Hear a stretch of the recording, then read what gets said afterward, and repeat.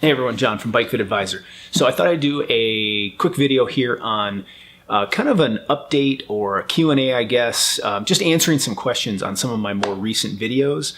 Trying to hit the questions that come up a lot. So first, I got a lot of questions about the new infrared system, and it is great. I know I showed a bunch of quick demos with it to show a little bit of what it can do, but each day I'm kind of finding new, more things that it can. And just as a quick kind of refresher, so these are the cameras. It takes 4 of these infrared cameras, and they record much faster than each one, more frames per second. The frame rate is much higher than my current infrared setup, the Retool system. What drew me to this though was just the sheer number of measurements. As I went into in the video, it just allows me to dig into the details a lot more, and I can get angular measurements like joint angles at certain parts of the pedal stroke, etc. This system might not be great for just a really basic bike shop, bike fitting setup. This company, actually STT Systems, they're a Spanish company. They do have some simpler setups. They also have some significantly more complex ones. The amount of detail it provides is kind of dizzying. Actually, even as long as I've been doing this. Now, granted, it's a new interface and that just takes some time to learn, but just the sheer amount of data, I'm still finding ways to correlate some of the measurements and come up with new ways to use it. So it's going to take me a few months really to kind of figure out how I want to use it and learn all of the measurements that I'm going to go to and be able to access them quickly. Right now, it's slower. Again, part of it's the interface that's just new, but there's just so much there that it's going to take me a little while. So again, it might not be a great setup for a real simple bike shop fitting scenario, but I upgraded because the more I was learning with my current infrared system, I was wanting more information. I was always wanting, like, I wish I could find out what the foot angle was at this part of the pedal stroke, or what the relationship of the hip and the knee angle are at this point. And I kind of found ways around that with my old system where I could get the information, but it was kind of cobbled together. I was having to use some other means to try and come up with some of that information, where this just provides all of it straight out of the hardware. So I did get a couple of questions how much it costs. It's actually about the same cost as an infrared Retool system. It's about I think it's around 10,000 euro or about 13,000 American dollars. So not cheap, but it's also not super crazy expensive. Now, I've also done a few videos more recently about foot and ankle posture, and that's what I'm really excited about with this new system, is it allows me to look at that in more detail. But I have gotten a lot of questions on one that keeps coming up is, how do we set the proper foot or ankle posture through the pedal stroke? The best way I can put this is, consciously, we shouldn't try and set the ankle or foot position. It's just not useful to try and consciously control this. We need to have our bike fit set up such that it supports the proper ankle and foot mechanics. And yes, there are sort of ideal measurements that we look for at different portions of the pedal stroke, but we can't really force that issue and train it consciously. We have to have the bike fit support it. And then there are some drills and things and some ways we work on our pedal stroke that can also help to facilitate this as well. Now, also a couple months back, I did a video about a Trek Madone. It was last year's Madone that had an unadjustable front end, meaning the stem. It had a stem handlebar combination. The stem and handlebar were one piece. And found a workaround for a client because he was having a hard time fitting that bike. Put the spacers on. I'll link all these videos above, of course, and in the description below. But I got a lot of comments that were really kind of taking to task to some extent the client, saying, "Oh, he should have never bought this bike.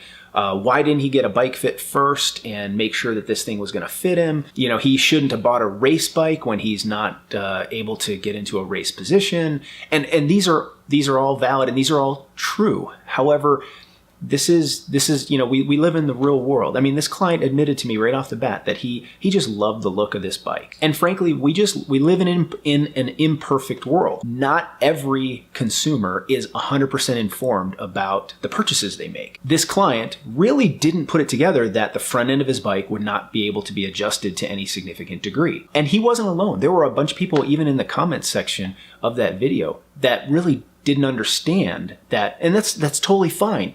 But you know, he wasn't. What I'm getting at is he wasn't alone in not being clear on the fact that this front end is not adjustable. And yes, I have said there.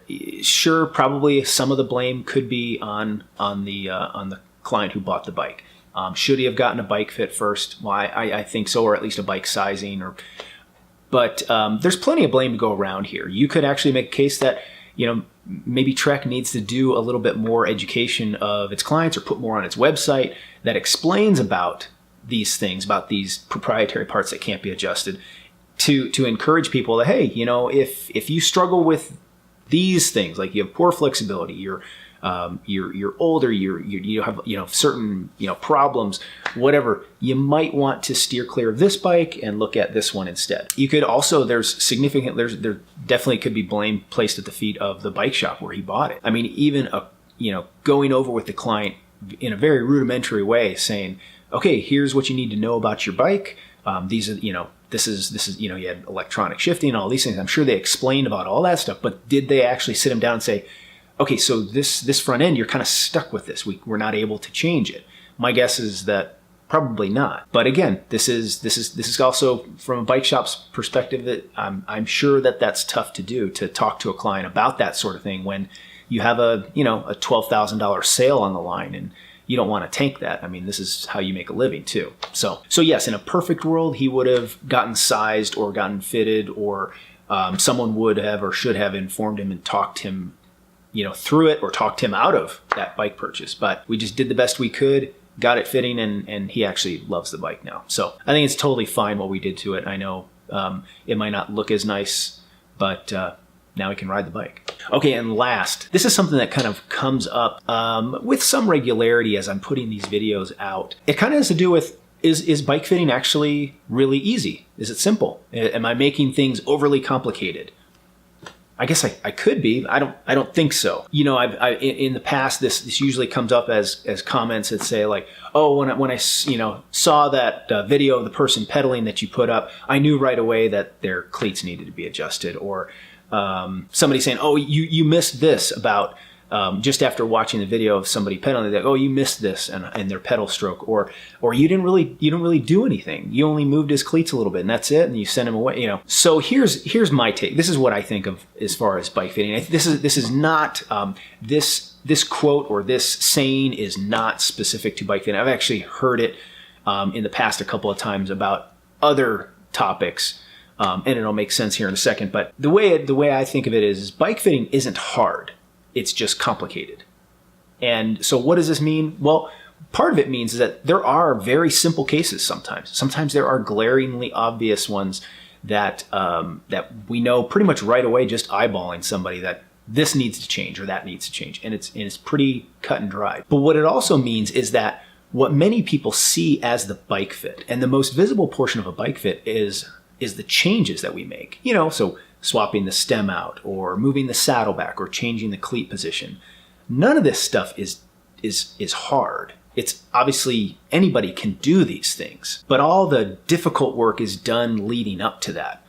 It's first of all reading into the data. It's arriving at the right changes to make, doing those changes to the correct degree, and then knowing when to stop. And knowing when, you know, further changes to the bike aren't going to make a difference, and we need to then work on the rider themselves. I know there's some people out there, because they've said this, that they think I'm kind of holding back sort of some secrets about bike fitting, or whatever secret sauce, or however you want to put it. And because, well, of course I wouldn't want to give everything away. And frankly, that couldn't be further from the truth.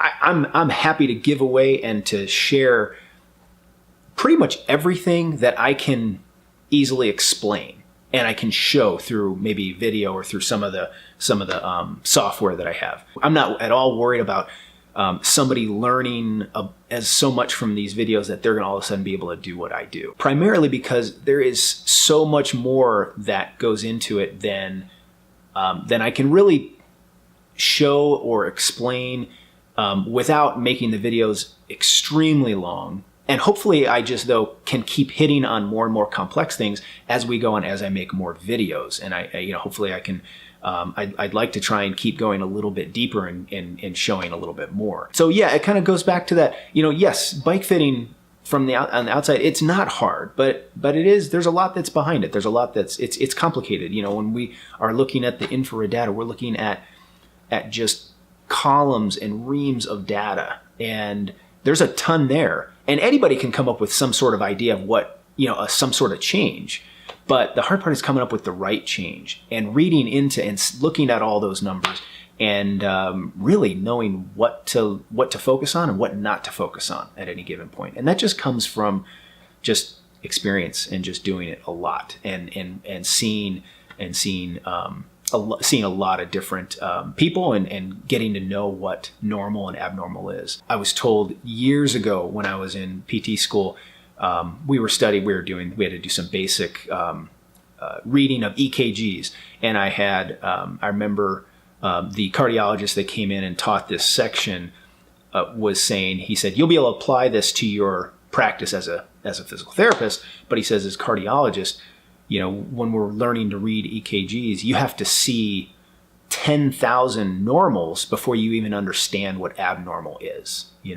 So I've always, that's kind of the approach I've always taken with this. There is a lot more that goes into it. When I was reading those EKGs in PT school, which I can't do anymore, but when I could pick up an ST depression or some, really basic thing with some regularity. But no, I couldn't do anything even close to what the physicians were able to do. So that's it for this one. I want to thank everybody for all their support this year. It's been a great year. I'm going to continue to obviously keep doing these videos. I look forward to just kind of sharing more and hopefully getting more of these videos out this year. As always, if you have any questions, suggestions, hints, etc., put them in the comments below, and I will see you next time. Thanks, everyone.